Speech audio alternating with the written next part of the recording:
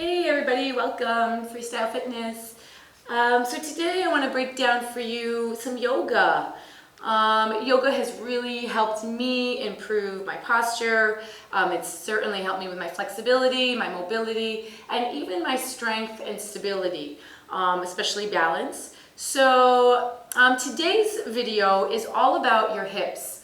And you'll find in this series of workouts, we'll have hip opener, we'll be doing a shoulder opener video for you, and then we'll be putting some flows together of hips and shoulders. And mostly I focus on the hips for the first time because listen, we're all sitting more, we're not as active. Even when you're playing sports, even if running is your sport, you're doing a lot of repetitive movement that's driving here from the hips. So people often complain of like tight hip flexors through here, tight hamstrings, which really can pull on your lower back, right? So whenever your posture, you begin leaning forward, that really does a number on your lower back. So when we can open up the hips, it's going to help release tension in your lower back as well. So what I want to start with today is just, I think it's really important when you're going to get into some yoga postures and even the flows, it's about the space that you want to also create for yourself. Yoga is about taking the time to have your own thing. So I like a nice clean room. I don't like a lot of distraction around me. I keep it a little bit more quiet. I'll put some soothing music on, even light candles or whatever. This really helps me just stay centered and focused on me and nothing else. That's the aesthetic that I like when I'm practicing yoga, and it does make a big difference. I also like to practice out at the beach, but that's not going to happen. So, and here, if you've noticed, this is a yoga block. If you don't have one, they're very inexpensive, but let me tell you, they will help you get into yoga postures so that it's more comfortable for you, rather than trying to, wiggle your way into postures without the block. So I'm going to show you how to use this today. Whether you use it or not, that's up to you. You could use a big, thick book. Make sure there's not a shiny paper coating over it because that is a little bit more slippery. You want a nice solid block for support here. So the first thing I want you to do is I want you to just sort of take a moment, relax through the head. I like to close the eyes. I like to keep the spine long just because I'm asking you to relax the face and the shoulders. I still want this to be an active posture where the navel draws back to spine. I'm going to keep the palms open to the ceiling. You don't have to be cross-legged. Anything suits you. But this is really about getting into the breath work. The breath work is super important in yoga or anything, even in your exercise workouts that you guys are doing. So I want you to take a moment and I want you to close your eyes. I want you to take a deep, big inhale through the nostrils. I want you to hold that breath at the top. Feeling the lungs expand, right? The chest expands. And then on the exhale, open the mouth and allow the belly to contract. So I want you to take a few rounds of that breath, just inhaling through the nose, holding at the top. And I want you to visualize this chest expand. You can feel the chest and the ribs expand. And on the exhale, I want you to kind of soften through the eyes, through the mouth, even the ears and the shoulders. And the sits bones begin really sinking down into the mat. We'll do one more round.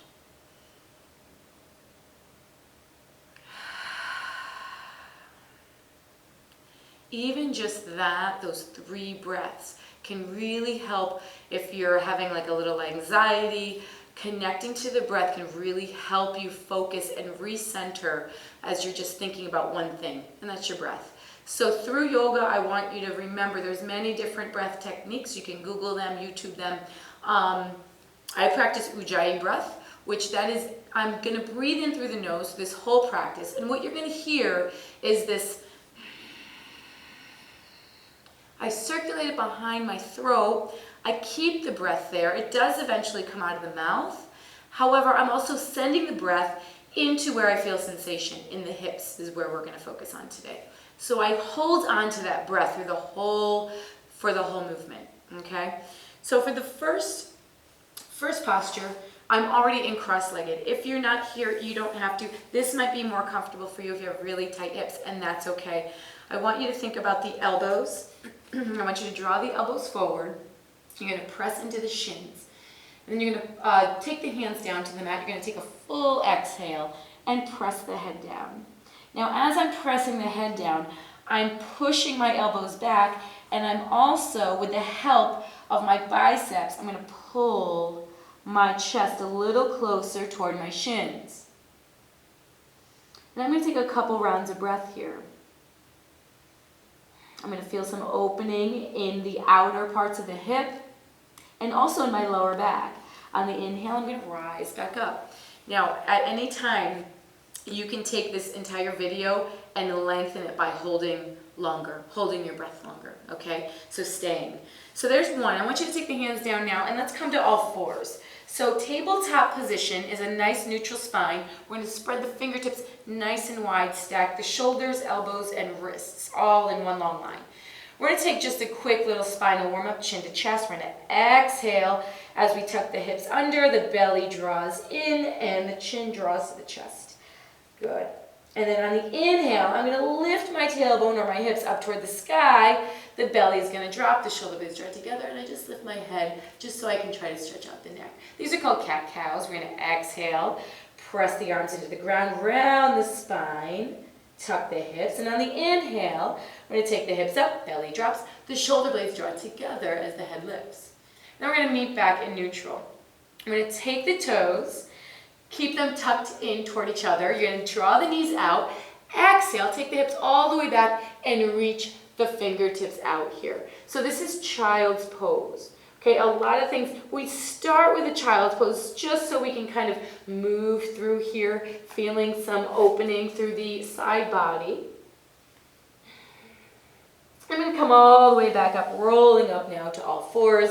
I'm going to tuck the toes and then reach the hips up to the sky, extend the legs to downward facing dog. I'm going to like a nice little pedal here.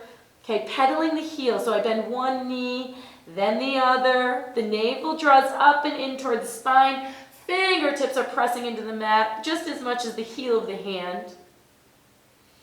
Couple breaths here.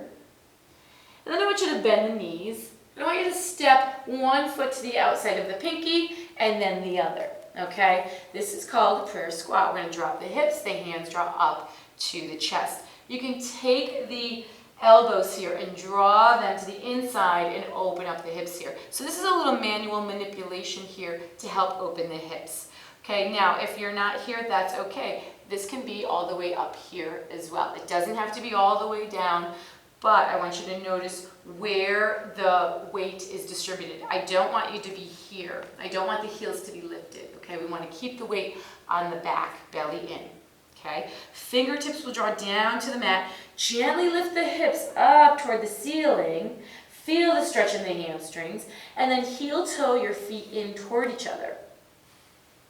Good. And then I want you to bend the knees just a little bit. And I want you to lift. Hands are going to come to the shins, lifting up halfway. I'm just finding some length here in the spine so there's no rounding.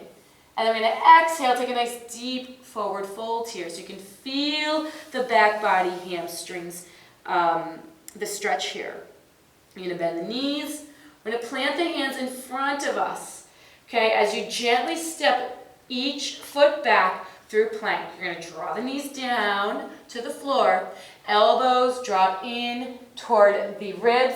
Inhale, we're going to lift up into upward facing dog. The shoulders draw down, the toes press into the mat. I'm going to lift the kneecaps so the quads are now active and the thighs are lifted off the mat. Chin to chest.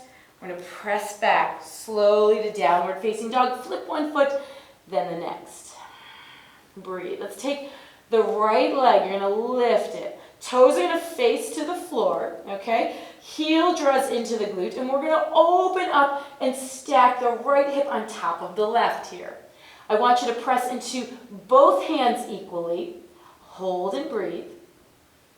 Good. Now lift the left heel, and let's start stepping the right foot to the outside of the right pinky. Super slow. If you need help, if you get stuck here, like, oh, I can't get there, take your hand, help the foot along the way, okay? And then I want you to kind of take this right arm. I want you to reach it up. We're finding a nice opening through here and a hip opening right here, hip flexor. Take it up. Good, just a little breath here, a couple breaths, inhaling through the nose, circulate the breath. Take the hand back down. And then we're going to take this front leg, the right leg. I'm going to come up to tented fingertips. I'm going to extend the leg back, exhale, fold. Good, bend the knee again. I want you to now soften the back knee and the back foot. I'm going to bring this foot, I'm going to toe heel it back in. This hand comes through here.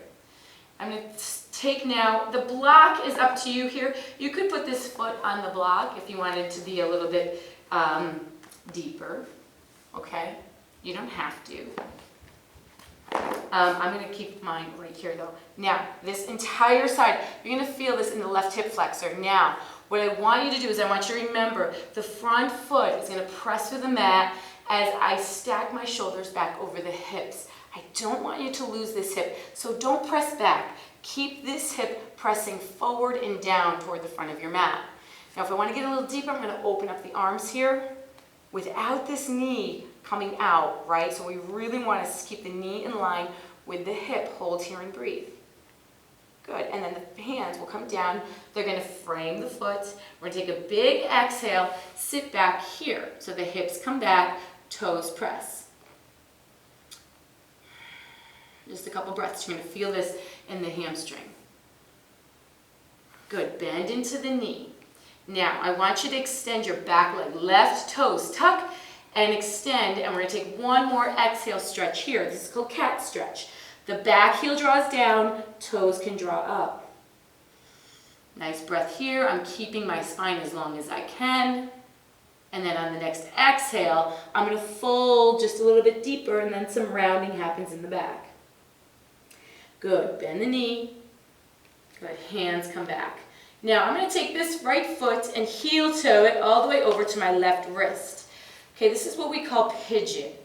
Pigeon is one of those poses and postures in yoga that's meant to open your hip here and also the hip flexor to stretch. Now, this is where your block can come in handy to help support you. Now, the knee in this position, right, you need to find the right position for you that it doesn't pull on this knee. Here's a couple things. This toe should be flexed. These toes should be flexed to protect the knee in this position. Now, what you don't want to have happen here is this hip. Okay, the whole point of pigeon is we want the hips to be square with the shoulders. So this is where, geez, I'm super tight today. I might stuff this block underneath my bum, okay? So that can give me a little bit more range here. I eventually would love my shin to be parallel to the front of my mat. I have tight hips, it's probably never gonna happen for me, but when I lift my hip here, I get there just a little bit nicer. So I can feel a different sensation in this hip rather than if my hip was on the ground here, okay? Now, again, my hips started to open, so I want you to take and square off your hips and your shoulders, okay? This is pigeon. Now, I'm feeling a little bit of pressure in my knee here, so I'm gonna take this foot back a little, okay? And I'm gonna run through these little fingertips here. Okay, nice and tall spine still. I love walking out the fingers here rather than just sinking down and rounding the back. When you walk out the fingers, it allows you to maintain a nice neutral spine. I'm going to hold here and I'm going to breathe. So I want you to reassess every single second here of where's my hips, where's my shoulders, okay? Am I squared off? Meaning, is this hip starting to open? It might. So I want you to tuck your toes, readjust, and breathe. Listen, I like to hold for at least 30 seconds, 45, 1 minute. You can put a timer on, whatever. I want you to walk the hands back up, and then take this little block away. If you didn't have a block, you're like so, and that's fine. Okay, now I'm going to sit, I'm going to bring it right back up, tuck the toes, I'm going to take this back to plank, press back to down dog, okay? So just a little pedal here. That's one little hip opener here. I want you to walk the feet up to the hands, Okay, and then I want you to find your way to your seat. And you're going to find some seated, just one more seated here. Pigeon, you could spend many minutes here in pigeon in all different variations. So here we go. I want you to take this last little hip opener here. This is a little bit more friendly on the knee. You're going to take this leg across, hand comes here. You're going to thread your arm underneath your calf. Okay, this is like, I call it rocking the baby. It's like having a little baby that you're going to rock. The knee starts drawing out. This hand starts coming under too for a little bit deeper. Now, please don't round through the spine here. You want to stay nice and strong and tall. Okay? Now this, guess what? Pigeon and this, it's the same sensation that you're going to feel here and here. I'm just going to turn this around so you can see that if I decide to take this all the way down,